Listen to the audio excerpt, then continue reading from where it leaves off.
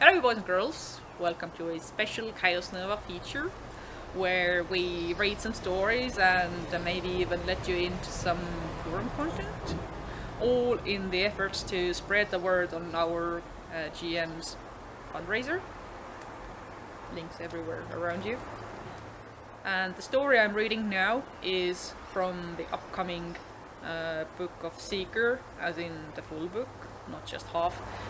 And we have reached a point where our brave heroine has tracked a target into a new world.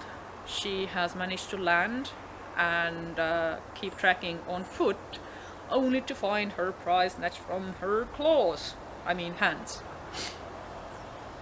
And due to some mishaps in the past and the local not so optimal environment, she has succumbed to some inflictions. And this is where the story goes on. She woke to a sense of swaying and cool air in her lungs. There were low huffing noises sounding from somewhere underneath, and a panorama of daylit sky and deforested hills unfolding ahead. Why, hello there. We're glad to have you with us. Jewel tried to sit up, but was held back by stretcher straps. She made an effort to turn her head towards the speaker instead. Please, keep the breather on. You've inhaled too much of the local flavor for one day already.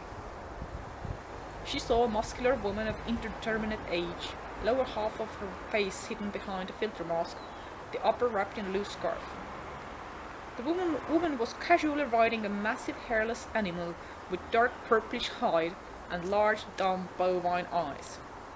It took Jewel a moment to realize this must have been the local breed of Bora. She'd never seen one that wasn't pink.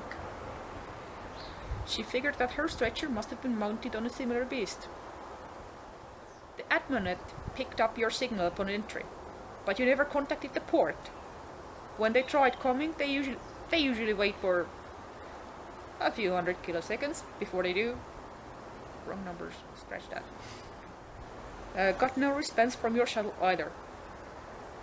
We help the port people keep track. Can't have people just running all over this lucrative real estate. Jewel wasn't sure if the guide had just winked or if she had seen a reflection. She tried to peek forward before her feet and saw a blimp the size of a small cloud carrying a familiar shape in its feathered claws. She looked at the guide. One of the air patrols is lifting your shuttle to the docks, if you were wondering. Jewel nodded. She kept her gaze on the translucent spires rising above the misty horizon. Next time she opened her eyes, they were much bigger. And thus concludes this chapter of the book, upcoming book Seeker.